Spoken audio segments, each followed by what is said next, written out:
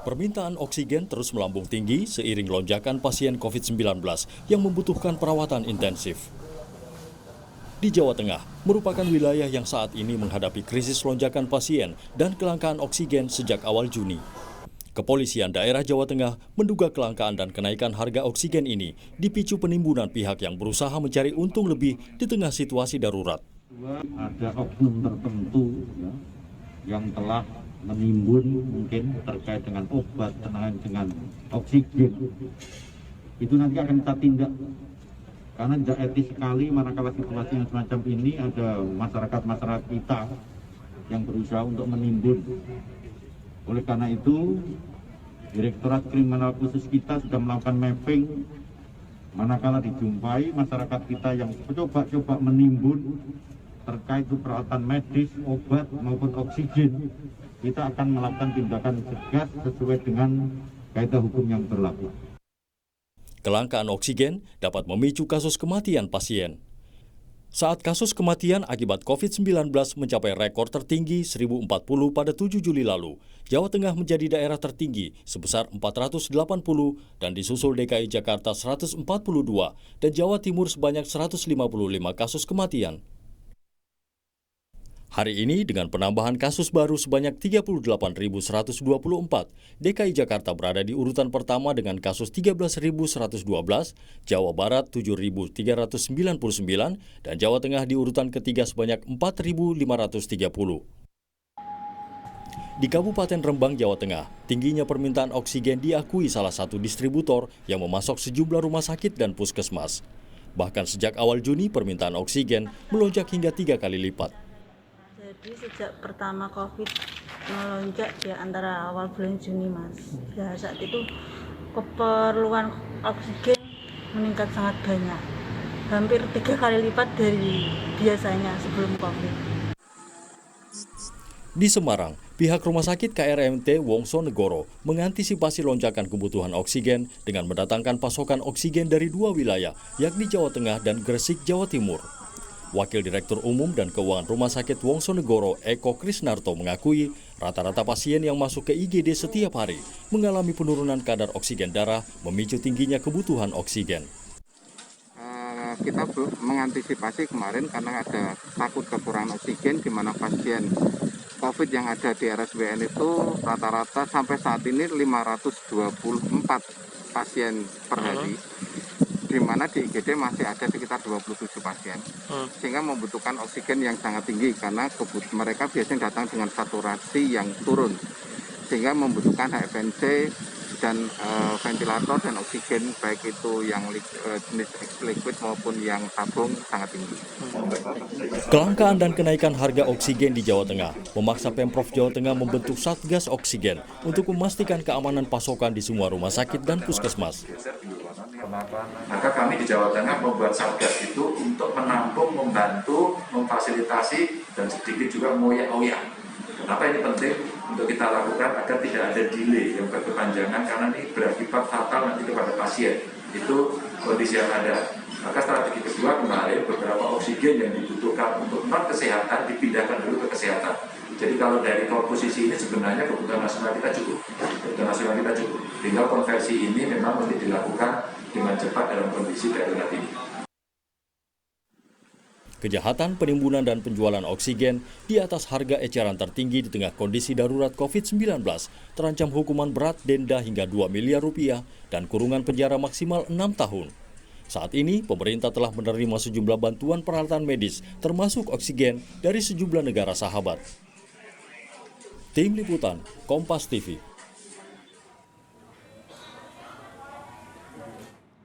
Sejauh mana kondisi kebutuhan dan pasokan ketersediaan oksigen untuk menangani pasien COVID-19 di Jawa Tengah saat ini? Kita bahas bersama Gubernur Jawa Tengah Ganjar Pranowo. Pak Ganjar, selamat malam. Selamat malam, Mbak Sofi. Sehat ya? Alhamdulillah.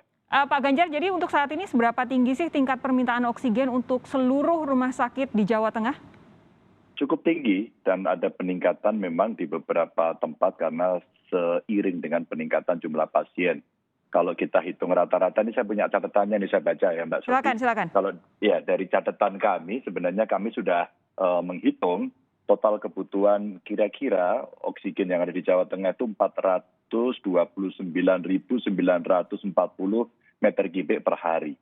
Sementara hari ini kita masih defisit sekitar 127.363 meter kubik per hari.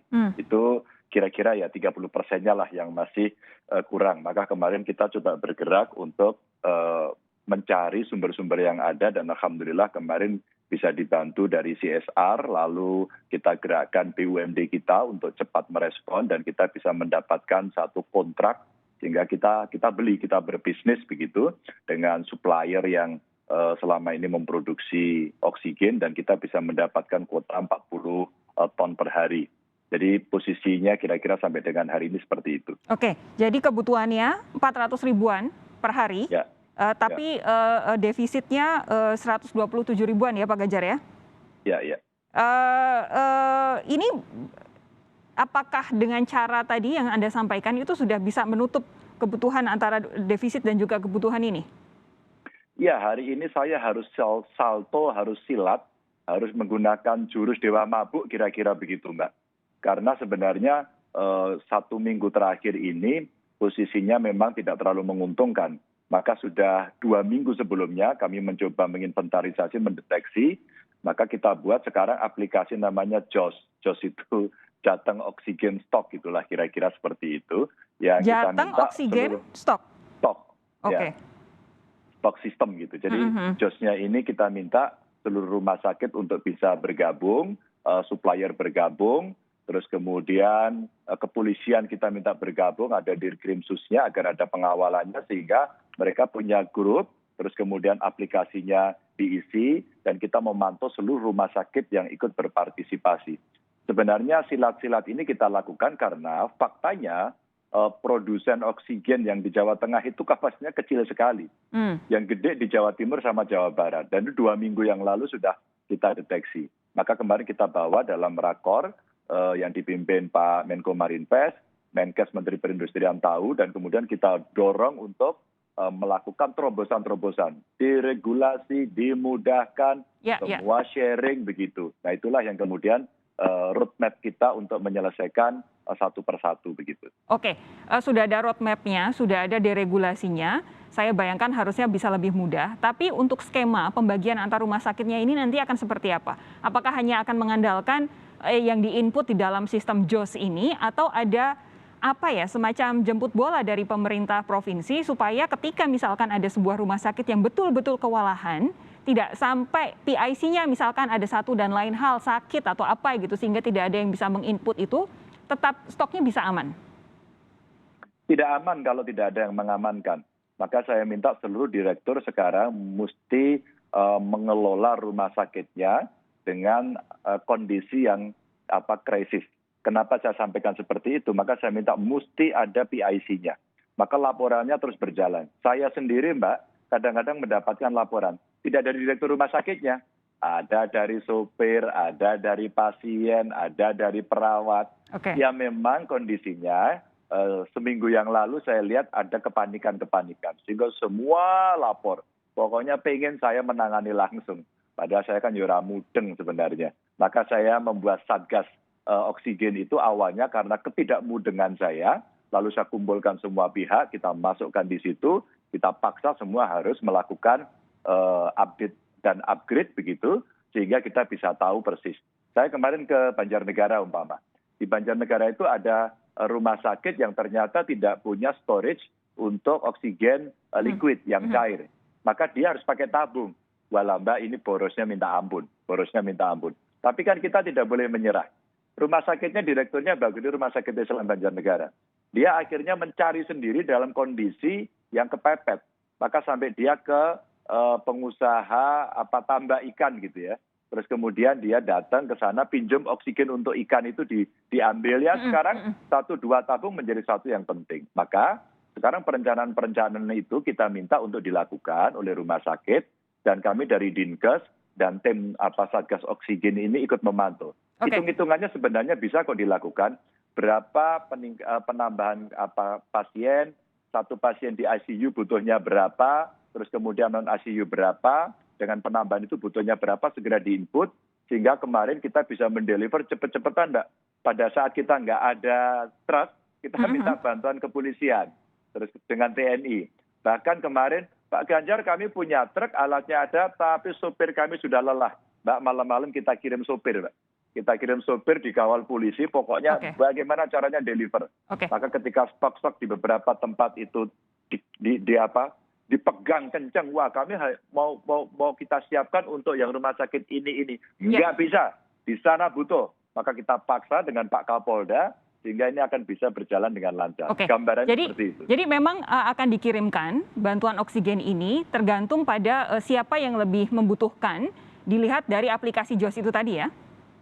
Satu itu, dua ada komplain, kan kita belum semuanya nanti disiplin kan, menginput. Maka backupnya Mbak, ada ruang komunikasi di antara kawan-kawan itu dan mereka semua kita minta untuk mengisikan. Jadi kalau kita hitung-hitung, sebenarnya sih untuk ICU itu Mbak sudah ada hitungannya, 60 liter per menit per hari per orang. Untuk yang IGD dan isolasi 11 liter per menit per hari per orang. Maka sebenarnya dengan pasien yang masuk, memang rumah sakit kita minta, ayo di-manage dengan baik, segera dikalkulasi, kirimkan pada sistem sehingga nanti kita bisa memantau kondisinya. Seperti itu, Mbak.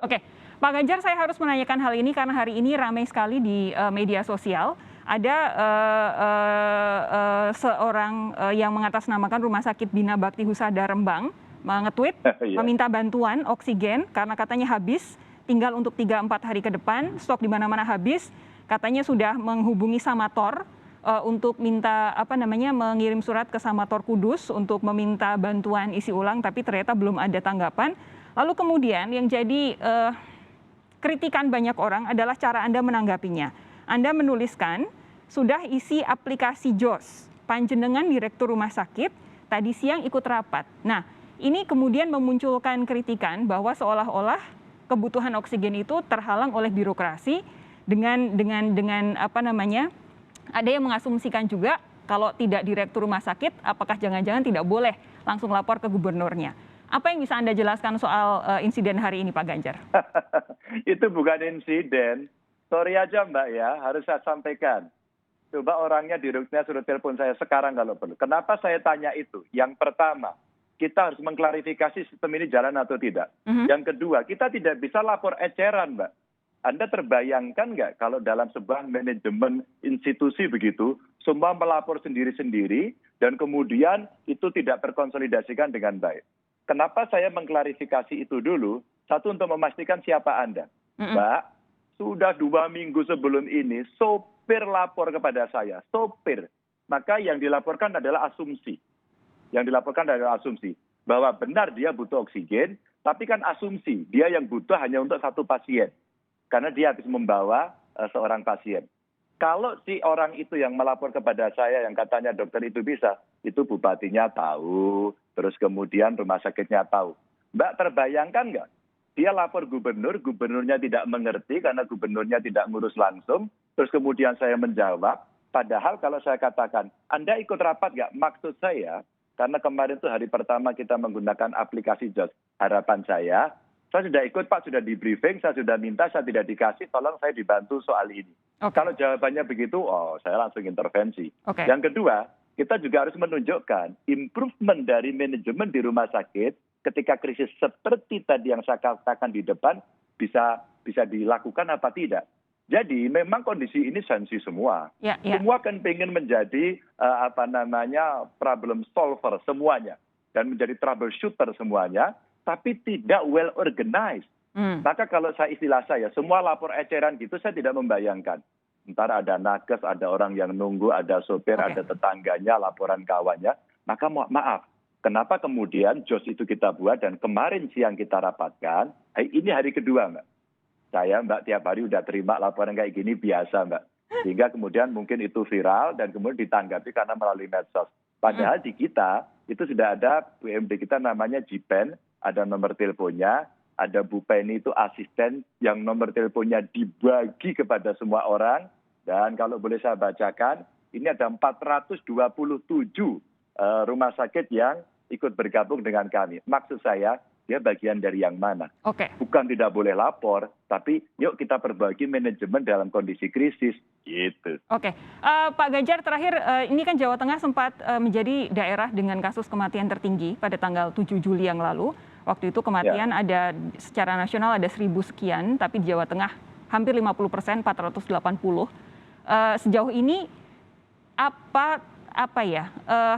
dampak, adakah ini semua dampak dari kelangkaan oksigen yang saat ini terjadi juga di Jawa Tengah, Pak Ganjar? Saya tidak bisa memastikan karena dari yang meninggal semuanya saya kira harus kita review. Kalau saya membuat jawaban ini kira-kira kok tidak karena oksigen. Karena memang ada yang komorbid, mungkin ada yang tidak lapor, apakah semuanya di rumah sakit, terus terang saya hari ini tidak pegang data itu. Oke. Kalau nanti Kompas kita ingin bahas secara khusus, kita akan sampaikan dan kita akan trace 480 pada tanggal 7 itu kira-kira terjadi di mana saja dan penyebabnya apa. Maksud saya juga agar kita tidak terlalu banyak spekulasi yang kemudian kita membuat situasi yang nanti keliru dalam pernyataan. Maka kita minta sekarang mulai Joko Tonggo, RT, RW, semuanya tempat isolasi mandiri, baik di rumah maupun yang terpusat rumah sakit. Sekarang kita minta untuk menyampaikan kepada kita kondisi-kondisi yang ada, sehingga ketika kemudian ada pertanyaan-pertanyaan publik dan menjadi public talks atas beberapa isu itu, kita akan bisa jelaskan dengan baik. Begitu. Oke. Terima kasih Pak Ganjar Pranowo sudah bergabung bersama kami. Sehat terus. Semoga urusan oksigen ini bisa teratasi dengan baik di Jawa Tengah. Sampai jumpa lagi ya Pak ya. Terima kasih.